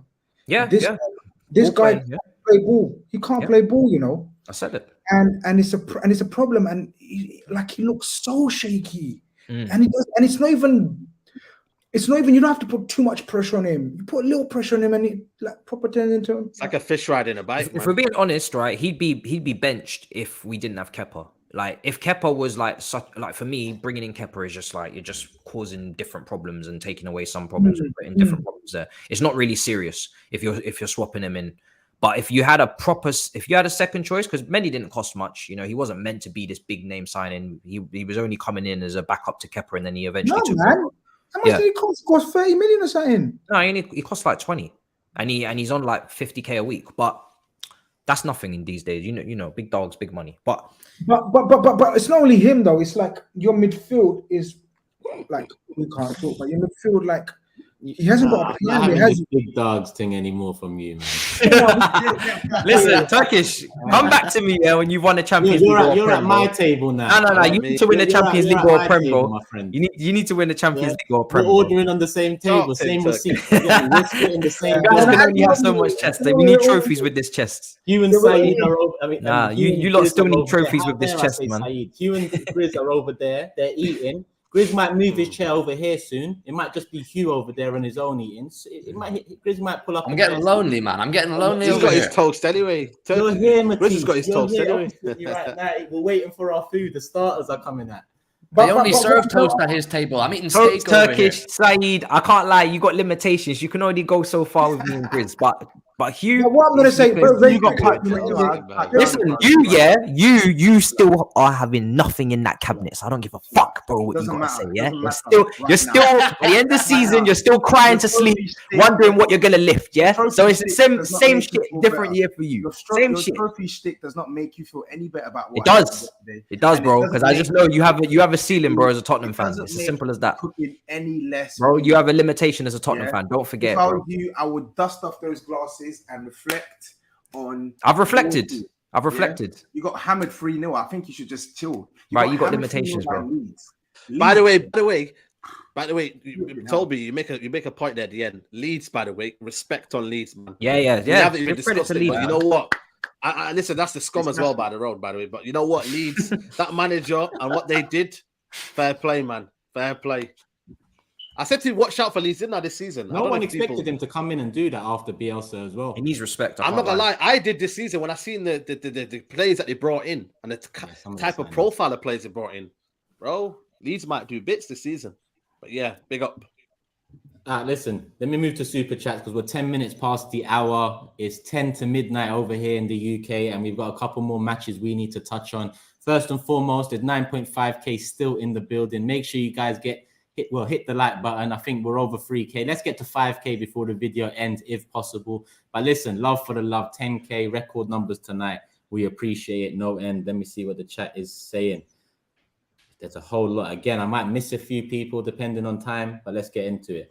Is it Mendy or Mandy? Because this guy plays like he's on some party drug with them silly dives and then getting smoked on set pieces. Chelsea might need to activate that buyback clause for Abraham. Under Roman, Tuchel will be on P45 watch. Reece James at centre-back, How do you explain that? Big up the show on 10K. Always a laugh. Keep pushing. Love for the love, my guy. As a Chelsea fan, says Dark Hearts, Mendy isn't good enough. And I've been saying it for 8-9 months. He's lucky there's too much else to sort. Otherwise, he'd be gone. Clueless Ten Hag says the Premier League is much more competitive than it was in 1920. It's going to be tough for Liverpool. End of 95-plus point finishes. Only on the big six can a Champions League winning manager get disrespected like this. Arteta was given 4 years, and you lot can't give Tuchel past game week 3. Arteta's only had, I think Arteta's got a year on Tuchel. I think Arteta came end of 2019. Tuchel came end of 2020, Matisse, right? Or he came in. He came at the start of 2020. No, he came in January. So 21. Arteta must be 2018, no? No, Arteta came in 2019 December. No, yeah, it's 2019. Sorry, 2019. December. And Tuchel came in 21 January. So it's about a year between them. And look at the club they inherited. Let's be honest, it was different levels. But yeah, Hamza, thank you for the super chat. Twinny, as a Chelsea fan, I disagree with Tuchel being good against the elite. Look at his last 2 games against Super Mick Arteta. You just ate to see it. Just wanted to check how my new logo looks. Big up SC Guna. It's looking good, my guy. It's looking good. Love for the super chat. That's an Arsenal one. We'll save that. This much players wanting to leave us is bizarre. Midfield issues for years. No Kante cover. Then Jorginho gets schooled. Dysfunctional squad with good players can't do it week in, week out in the Premier League. Adrian says the problem with Chelsea is this midfield. It has been for 5 years. Tuchel keeps trying to cover the cracks of J5 and Silva with the system. He needs a DM bad. KP says forwards go to Chelsea to die. Sterling is done. Torres, Lukaku, Morata, Werner, Shevchenko, Eto'o, Falcao, Pato all killed their careers at Chelsea. Not has to be the most overprotected player in Chelsea history. Genuinely can't remember the last time I've seen such a fugazi player get so much hype. And the tourist says, I told these Chelsea fans about Mason, Cheddar, Bob, Mount. And Mendy hasn't been the same since Uncle Ben's cooked, man. Tommy tapping Tuchel will get sacked. But this Cheddar Bob me. Cheddar Bob from 8 Mile. Wasn't that 8 Mile? Shit. Am I wrong? It was 8 Mile, isn't it? Yeah. The guy that shot himself, yeah. Zephyr says it's time to move on from the Germans, Klopp and Tuchel, to Spaniards, Arteta and Xavi. Looks like it's on Arsenal and Spurs to push City. Odegaard, Martinelli are so underrated. Big up Ryan, 10K viewers live. Now the big six has come so far. Matisse, do you reckon Oba will be the source of solving your issues up top? Considering the age he is now at, physically, you guys look off it. KP again. Do you see what happens when these gremlins talk too much? How many more excuses for your manager? Sterling ain't scoring more than 10 Premier League goals. Come on, City. Isaiah says, Mendy, he thinks he's him. My man thinks he's Neuer. Let's get a couple more in. Matisse, hindsight is a beautiful thing, isn't it? Buying all them defenders won't improve the team when you obviously need a DM and a top striker. Yeah, it's all mad. Hour 15 minutes in. I've done 5 minutes of super chats, people. I will get back to them towards the end of the show. But like I said, we have to save some time for top of the league. You know, we have to do it this week. I'm sorry, but, you know, there's only one team at the top. There's only one team that's won 3 out of 3. I'm not getting carried away with it, but I think it is not time your talk, to man. Not your talk. Allow this, you know what I mean? You know what I mean? Talk is silent. Just talk your talk, man, Turkish. If you want to talk your chest, you can do it, you know. No one's going to hold you back, Turkish. If you want to... I'm enjoying the ride. You know, like I said, I don't want to say it because people say when you say move in silence, you're moving quite loud. So I don't really know what to say. Should I just sit here and just go like that during the Arsenal talk and let maybe Matisse address some of the things he was saying last year, or maybe, you know, get Toby's opinions on it this year? I don't know. Obviously, GRIZZ gives his opinion a lot, but I'm interested to hear. I think you should do some Arteta prop. I think you should do it, to be fair. I want to hear what you got to say. Boy, obviously, you man know me though. Obviously, over the last 2 years on the big six, I've know me. I've had my doubts on Mikel. Toby was calling you the fence sitter, so don't let him get away with that. Maybe get off the fence and like. If people really listen to what I said over the years, it's not fence sitting. I give credit when credit is due, and when I'm vexed and I'm upset about something, I'm vexed and upset about something. What do you want me to do? Right now, I'm not vexed about nothing. I'm not upset about nothing. 3 games, 3 wins. What is it? 9 goals. Only team to do it so far. Fulham at home next. Villa at home after that. United away. United might have picked up some confidence, but it is what it is. We'll see what happens when we get over to Old Trafford. Right now, compare it to last season. I was coming on this show week in, week out. Matisse, GRIZZ, SAEED, you man probably know this season how it feels to start a season on this show with 3 L's. Obviously, you man ain't lost three times this season, but your start to the season has been poor. It's a chore to do this show. It's a chore to come on and hear the bullshit and and more often than not, it's fair criticism. You know, I know the chat sometimes gets a bit mad about it, but it's fair criticism. This time round, I feel like the board sticking with Mikel and sticking with Edu, because I've had my doubts about both of them over the years. It looks like it's paying dividends. And by looks like, I don't mean, look at the levels of team we've beaten. It's about the transfers we've made this summer, the transfers we made last summer. And I mentioned with you, Matisse, about when Lampard came in and then it was a gradual like expectation rise, but then it got halted. And then it got halted because of other reasons. With Arsenal and Arteta, that's pretty much what's happened too. Obviously, we had to get deep in the mud, 8th twice. I won't put one of those 8th place finishes on him because he came in when we was 8th for around that position. And he won us the FA Cup. It's not the Champions League. Where Arsenal were, the FA Cup will take it at that point, because in the league, it was all mad. Then, you know, the first transfer window, I can't lie to you, it was very poor. Bringing Willian in and trying to do that whole experience thing, it didn't work for him. Giving Luiz a new contract, it didn't work. But for a young manager, I understood it. I understood what he tried to do. It didn't work. But as an Arsenal fan, seeing your club finish 8th, of course you're going to be vexed. You're going to be thinking, why are you buying this guy off Chelsea, who Chelsea don't even want, if we're trying to catch Chelsea? And then it looks like they readdressed that philosophy, went young, cool. So far, so good. That's all I'm saying. So far, so good. I don't know what more I can say about it. So far, so good. Arteta, Edu, in my opinion, they've done well. The ownership need to, you know, consistently do this before I change my mind on them. But Arteta and Edu, so far so good. Toby, don't sit back as well, because when Arsenal lose, you're sitting edge of the seat. You're ready to. You don't want to hear this as a Tottenham fan. You don't want to hear this. What do you want from me? Yeah, no, listen, no. You talk a lot when we lose. What's your opinion? Yeah, and I've given you talk. You what? What is it that you want from me? Bob, it's not often Cat gets your tongue, mate. And all of a sudden, I you're asked sitting you, back, what do you want from me? sipping water. Sip that water and get ready to talk, my guy, because I want your opinion on what's going on. What do you want me to say? What do you want me to analyze? I don't want to tell you what I want you to say. I want to hear what you have to say from your heart, your mind, all about of that. Arteta. What is it? Huh? No, I just want your opinion, my guy. Can't I get Yeah, your you opinion? look good. No. I'm sorry. I'm gonna be that guy right now. I'm not satisfied, Turkish, with that speech. I'm not satisfied with it. You mentioned Willian.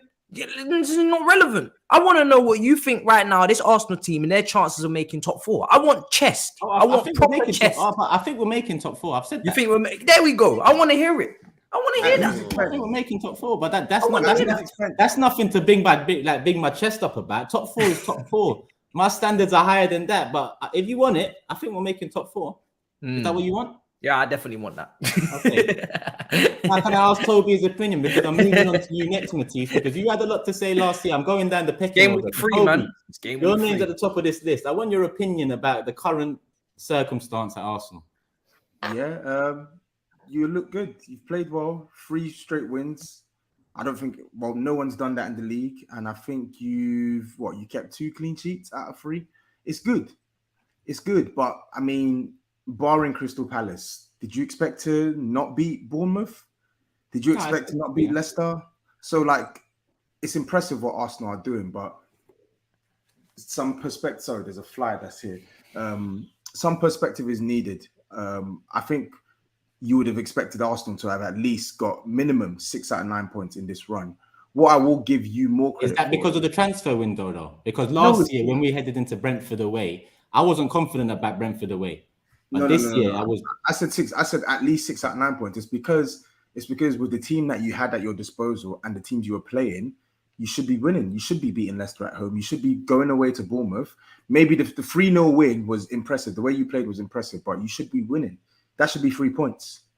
There's no way you should be going to Bournemouth and not getting 3 points. I'm sorry, that's just not on. So I'm not gonna applaud you for beating Bournemouth. What I will give you credit for is the style of play. I think the style of play is good. I think you lot are playing some good stuff. Obviously, Jesus is doing what he's doing. Saliba is doing what he's doing, but it's only 3 games into the season. Let's see where you are in September. Let's see where you are in October. Let's actually see what this team are made of once the European campaign starts, etc., etc. So that's my view. That's what I said. I tweeted that. Of course, you gotta wait, and I'm like, listen. When it comes May, that's when you decide how good a transfer window this one was, and how good the manager's built on what he's already built on, and all of those things. But Matisse asked a question about where I think we'll finish, and right now, looking at the other clubs and looking at the window and looking at so far, I think it's fair to say I think we'll make top 4 at this moment in time. I think the majority of you, man, if we had our predictions this week for the season, obviously that comes in about 7-8 days. On next week's show, I think a few men here are going to put Arsenal in the top 4. So that's not mad to say. Matisse. I don't think it shouldn't be mad to say. With the money that you're spending this summer, the money you spent last summer, it should be the aim. It should be the aim. You should be trying to finish in the top 4. Yeah, but I mean, being confident about it is different. Last year, I didn't predict we'll finish top 6, let alone top 4. Let's see the season, innit? Yeah, let's see. I mean, I only echo what Tobe says. Do you know what I mean? Me and him are similar thought when it comes to Arsenal. It's game week 3. Like I said, I would have expected you to win against Leicester and Bournemouth. I think Palace was probably the biggest surprise because it was the first game of the season, and they're very, very tough team to come against. Leicester in 3-4. Nobody's really rating Leicester too much. But again, you have to beat who's in front of you. And we didn't do that, and you guys did. And that's the key here, is Arsenal picking up the points they're expected to pick up. But like I said, when you come up against, the bigger teams, and when we go to those European games and some rotation has to happen, that's when we're really going to see just how serious Arsenal are this season. But right now, like I said, very impressed with the signings. Jesus, Everybody knows how much I rate him. I've probably waxed Saliba. lyrical about him too many times. Saliba, everybody knows how much I rate him. Zinchenko, I think, is an absolute bargain for the price that you got him at as well. It's completely changed the way you play. I still do think in certain areas like Jesus, like Partey, if they get injured, I want to see what that Arsenal looks like. But right now, you cannot take credit away from this Arsenal team, and you can't take credit away from the manager, because at the end of the day, they're not playing this style of football by accident. He's brought in the right profiles, him and Edu. They've done a proper job in this window, and they've actually managed to get their profiles right, and they know exactly what they're trying to do in terms of style. And let's see now if it remains consistent. But at the moment, they're playing some lovely football, playing the best football in the league at the moment. Maybe Man City will argue against that, but they're top two. I think they're playing pretty good football right now. Just got to stop conceding. Can I just say, I think you're being a little bit hypercritical, Tobes, about Arsenal, because I can understand why the Arsenal fans are getting a bit gassed and excited and they're putting their chest out, because 18 months ago, 2 years ago, that Bournemouth game or that Leicester game could have easily been banana skins. They could have easily been draws or even losses, but now they're making light work of these teams. So I can understand why the Arsenal fans are getting excited. They have a real team. You can see, unlike with Chelsea, what Arteta's doing. He's got a real system. He's got a real formation and tactics going. But yeah, you have to reserve your judgment until the Europa League starts. The games become twice a week. Injuries kick into play. But yeah, it's looking good, man. They're picking up that momentum we said they needed to pick up early doors. Even that whole, before SAEED goes, has his guy, even that whole reserve judgment, listen, aside from Man City and obviously Liverpool, I'm looking at the other side, and we can say the same thing about injuries there as well. I'd like to see what that team looks like without so-and-so. Most other clubs underneath, well, even Liverpool, now you're seeing them without so-and-so and looking at their level of quality. Arsenal, Tottenham, Chelsea, United, it's all the same. A couple injuries and in some positions, Matisse was bang on. Partey and Jesus in particular, them two are key in terms of staying fit all season, because in those positions, I think the drop-off in quality is mad. I think we'll bring in another midfielder, maybe a winger, one or the other. I hope, because we need it. But I think Partey and Jesus definitely in those positions I'm wary. But most of us are like that aside from City. Do you think we're going to see Zinchenko in midfield, or is he going to stay a left back? Like you man said, when the extra games come in, I think there'll be rotation. I think it depends. I think when Smith Rowe starts on the left, we'll probably get a Kieran Tierney who hugs the line, and Smith Rowe can cut in. When Martinelli starts, I think we'll get a Zinchenko who comes in, and Martinelli kind of hugs the line a bit more than Emil Smith Rowe does, and he cuts in. So I think it depends on circumstance. I still prefer Tierney, but Zinchenko's added another dimension from that position. So I don't mind it. Listen, at this moment in time, imagine we're going into the season with our first choice left back and first choice right back from last season out injured. Two players that we were all happy with. All Arsenal fans were happy with Tierney, happy with Tomiyasu. They're both injured, but we still went into this season happy. That shows me that we've addressed some of the positions and some of the problems, and we're happier with our depth. You get what I'm saying? So I don't really mind who starts. I think outside of right back, I think you've got good defensive depth as well. Like I feel like with the 3 centre backs you have, the 2 left backs you have, it gives him options in that back line as well. Even Tomiyasu's fit now as well. I think it'll be interesting to see how you lot fare. Even I saw the news this morning with Ornstein saying that you lot were trying to sign Neto. I think that would be a brilliant signing. That's a big one. And I think signing players like that can only boost what we're seeing in front of us now, right? With your team in terms of how you want to actually pad your team ahead of this upcoming season. So like I want to hate, but I can't really hate right now. All I can say is let's just see how you get on. Calm, GRIZZ. You're often very talkative about it, but I think Bro, you don't need to be today. It sounds like everyone's just, you know what I mean? Like I'm gonna say, you know what I mean? I'm gonna say what you men say and move in silence, bro. Keep doing it. Keep doing your thing. Arteta, man. Toby and Matisse in the mud. What? Not really. You heard me. Not quite. I mean, you expected. No. You expected them to make top 4 last season. I checked, my team playing the Champions League this season. I don't. That's what I remember. No. I remember you and Big Steve in the mud. That's what I remember. No, you're in the mud. They're smashing it. So you just make I think your head frazzled, bro, from that 2-1L. It's funny, you know, in this battle between me, Tobes, and GRIZZ, only one time has anybody changed their opinion on the manager, and it's been you, GRIZZ. When you That was 1 week's predictions, man. So, no. You said that he may have lost the plot. Right.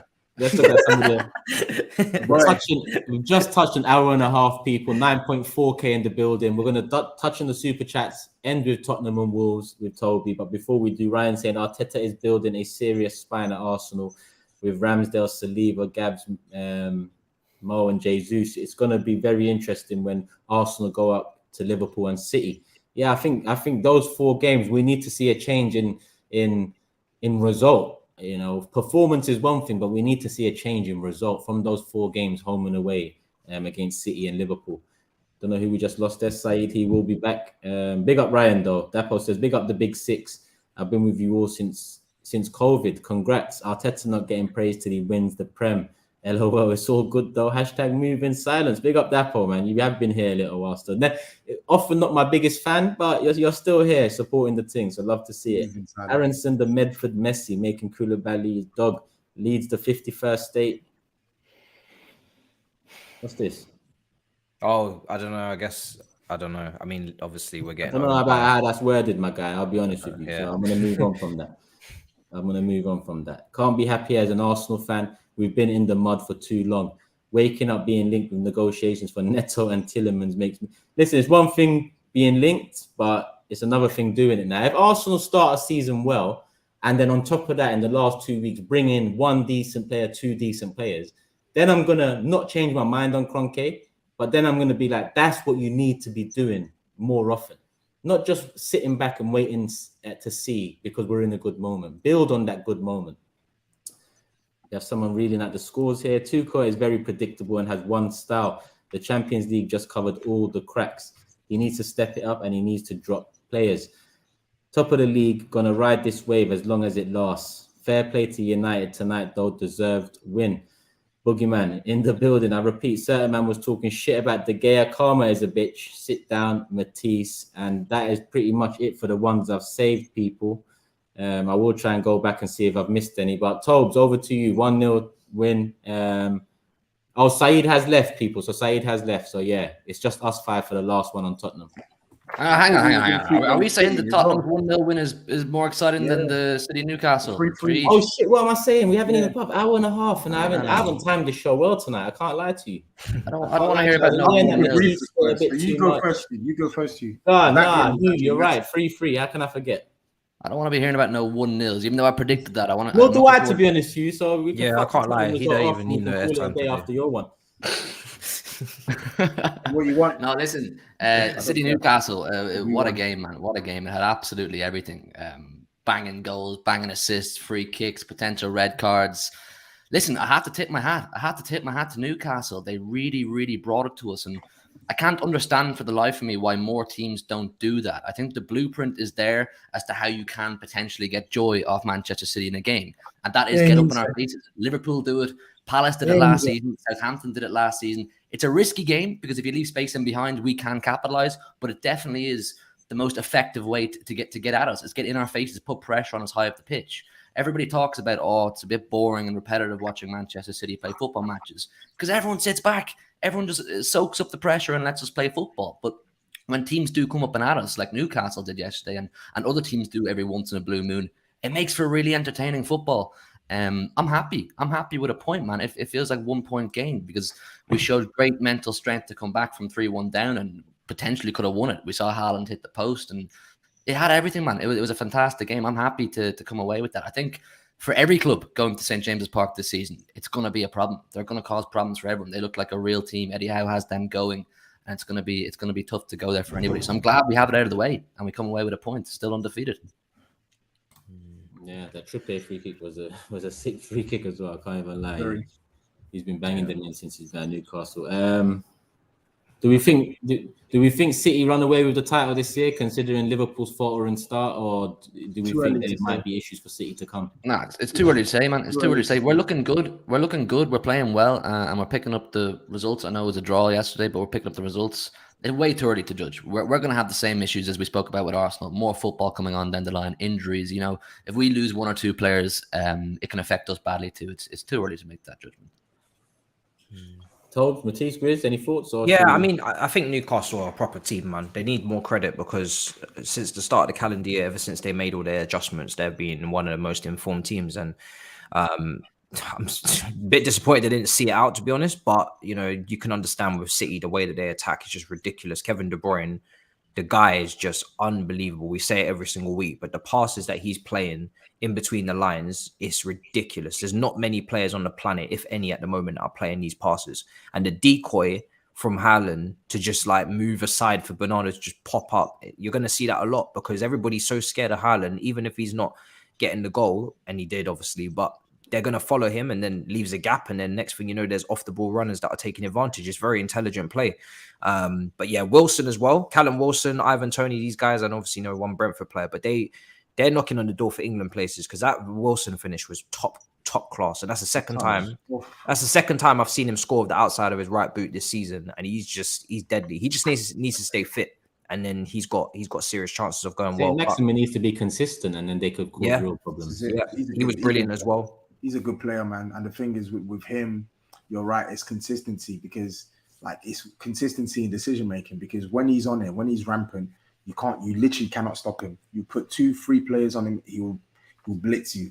But the problem with him is those games, you don't see it constantly. And I felt like the key thing for me that I saw in the highlights when I was watching it was that when he was doing what he normally does, takes 2, 3, 4 plays out the game, he slowed the game down and made the right pass. And that's something that you don't really say much about ASM on a consistent basis. And it was just a nightmare for that's Eddie Howe for Man City. I don't know, man. I think it's a mentality thing with him because he has the capacity to look up and be decisive. I just feel like I don't know. I feel like at times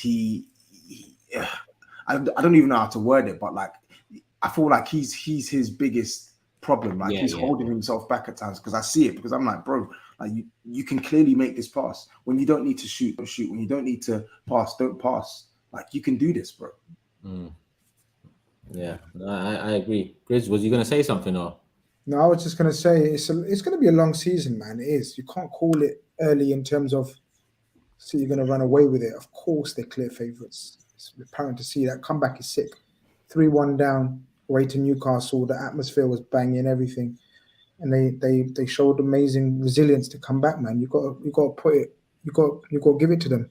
Newcastle obviously might feel a bit of grief they didn't go on to win it after 3-1 up, but the City team can do that to you, man, in a short space of time. But with the World Cup in between, man, this is going to be a funky season, man. It's wild. And I'm not just saying that because we're in the mud right now. We're at the bottom of the table. Yeah, forget me. Forget Liverpool. But everyone else and everything else, it's wild, man. It's proper wild. You're right. It's going to be a mad season. It is. And we got, about 8 days left of the transfer window. And then when that's done, we're going to make our top 4, top 6, relegation, top scorer, player of the season predictions. Live, we'll do that like we did last season. So I think that'd be next Thursday show if I'm not mistaken, but it'll be in the title so you guys will know when it is, maybe a deadline day one.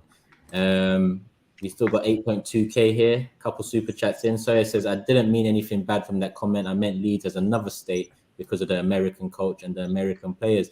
Love the show, by the way, Liverpool in the mud. So yeah, apologies. Sometimes when you're live and you're reading something, you just go with your first instinct, but love for the love, man. Appreciate that.